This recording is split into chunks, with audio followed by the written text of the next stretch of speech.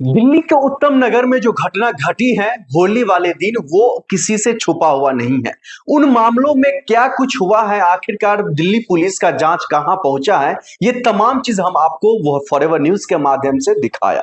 लेकिन अब इसमें नई बात क्या निकल करके आ रही है, आखिरकार दिल्ली सरकार कहां फंस रही है और दिल्ली सरकार से जो तमाम लोग सवाल पूछ रहे हैं तरुण कांड को लेकर के, आखिरकार उस पर जवाब क्यों नहीं मिल पा रहा है और इन मामलों को लेकर के परिवार का क्या कुछ रुख है अभी के फिलहाल में, ये तमाम चीज हम आपको बताएंगे। सबसे पहले हम आपको बता दें साथियों, इन मामलों को लेकर के अब कहीं ना कहीं तरुण का परिवार कोर्ट का दरवाजा खटखटाते हुए दिखाई दे रहा है। उनका साफ साफ कहना है हमारे बेटा यानी कि तरुण को न्याय नहीं मिल पा रहा है। जब मैं सुप्रीम कोर्ट में याचिका लगाए तो सुप्रीम कोर्ट में याचिका हमारा खारिज हो गया, हम वो भी स्वागत कर रहे हैं, लेकिन कोर्ट ने हमारे लिए प्रशासनिक तौर पर और दिल्ली हाईकोर्ट जाने को लेकर के रास्ता खोल दिया है। अब हम कहीं ना कहीं दिल्ली हाईकोर्ट जाएंगे। इस तरीके की जो बातें हैं लगातार दिल्ली में, जब मैंने कांग्रेस नेता शब्बीर मलिक से जब सवाल जवाब किया तो वो कहते हुए दिखाई देते हैं। वो लगातार ये भी कहने की कोशिश करते हैं जो मैं खुद मुसलमान हूं और एक मुसलमान होने के नाते मैं तरुण परिवार के साथ खड़ा हूं, क्योंकि मारने वाला कोई भी क्यों ना हो, किसी भी समुदाय से क्यों ना हो, किसी भी जाति से क्यों ना आता हो, किसी भी धर्म से क्यों नहीं आता हो, आप अपराधी अपराधी होता है, दोषी दोषी होता है और उस पर कार्रवाई होना चाहिए।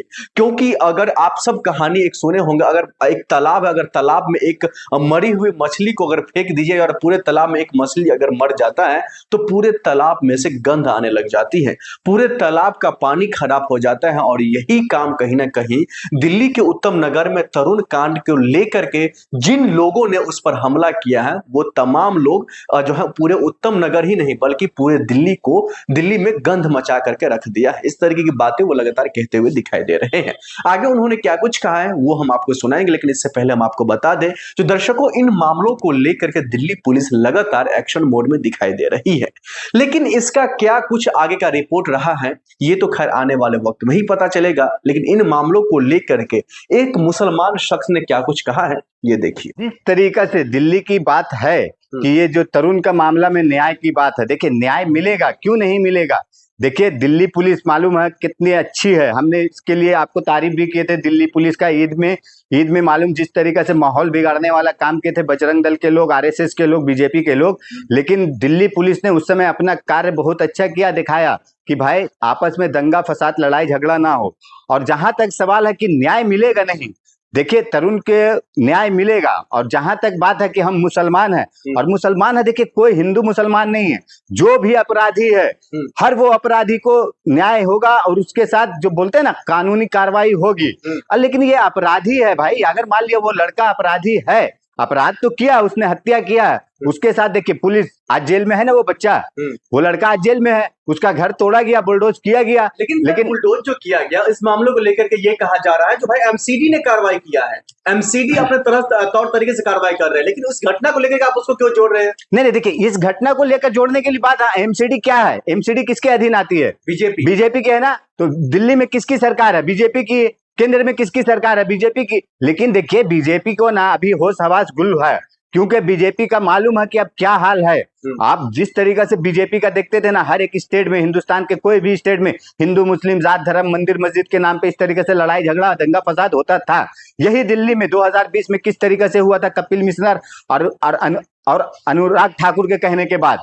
तो ये आप देखिए कि ये दिल्ली पुलिस नहीं चाह रही कि इस तरीका से यहाँ पे फिर से उस तरीका का माहौल बने, और उस माहौल बिगड़ने के बाद देखिए क्या होता है। हम 1 2 4 हैं सामाजिक तत्व, लेकिन 2 4 के कारण पूरे हमारे प्रदेश को ना तकलीफ झेलना पड़ता, उसके लिए हमारे सरकार की कितनी नुकसान होती है आप बताइए। तो ये किस तरीके से, अगर पुलिस जो अपना कार्य कर रही, इंक्वायरी कर रही, जो भी कुछ कर रही, वो अपने जगह पे अपने तरीके से कर रही है, लेकिन ये आप बोलेंगे कि हाँ भाई न्याय के लिए हमें तुरंत भर में उसको फांसी पे चढ़ा दो, उसको इनकाउंटर कर दो, तो ये किस तरीके से न्याय? तो ये नहीं हुआ ना। परिवार जो है सर वो गिरफ्तारी से खुश नहीं है, वो कह रहे कार्रवाई होना चाहिए। गिरफ्तारी क्या होती है? नहीं, मुझे एक बात बताइए, कार्रवाई और गिरफ्तारी क्या है?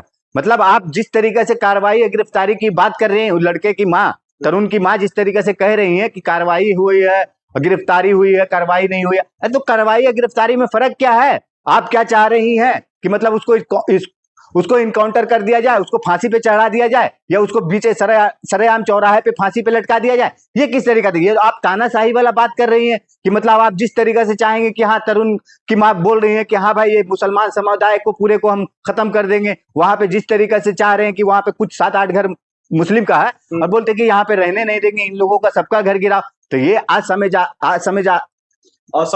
असंवैधानिक काम कर रहे हैं, असंवैधानिक बात कर रही हैं। तो ये तो तरुण की मां कर रही है ना। और पुलिस अपने जगह पे अपने तौर तरीके से सही काम कर रहा है और सही तरीके से इंक्वायरी कर रहा है, जांच कर रहा है और उसको जेल में डाल दिएगा। अब इससे ज्यादा जी सबीर मलिक जी, सवाल ये भी निकल कर आ रहा है, जो दिल्ली के मुख्यमंत्री रेखा गुप्ता जी लगातार बात कर रही है, जो हम नहीं छोड़ेंगे अपराधी को, लेकिन क्या लग रहा है रेखा गुप्ता जी और जो है एक तरफा कार्रवाई की बात कर रही है ये बयान देकर? नहीं, देखिए, सबसे पहली बात तो देखिए, दिल्ली की मुख्यमंत्री रेखा गुप्ता को इसमें तो हस्तक्षेप करना ही नहीं चाहिए, क्योंकि देखिए, आप जो संवैधानिक पद पे, आपका जो दायित्व है, आपका जो कार्य है, आप उसको निभाइए सही तरीके से। पहले आप दिल्ली की जनता का ना, पानी का समस्या देखिए, बिजली का देखिए, रोड का देखिए, सड़क का देखिए, और भी जो भी तरीका से है, पब्लिक इंफ्रास्ट्रक्चर का, स्कूल का, आप उसके मेडिकल का देखिए। लेकिन आप क्या, ये मतलब एक आपका पर्सनली कोई दुश्मनी है क्या? दिल्ली के जिस तरीके से मुख्यमंत्री रेखा गुप्ता कह रही हैं, तो ये उनका पर्सनली हो गया क्या? बात है इसमें क्यों? क्योंकि दिल्ली के गुप्ता जो कह रही हैं, इनका कहना ये असंवैधानिक है। यहाँ पे काम है पुलिस का, और पुलिस अपने तरीके से जांच प्रक्रिया करेगी और उसके बाद उसके ऊपर जो भी कार्रवाई होगी करेगी। और ऑलरेडी वहां पे तरुण का हत्यारा जेल में है।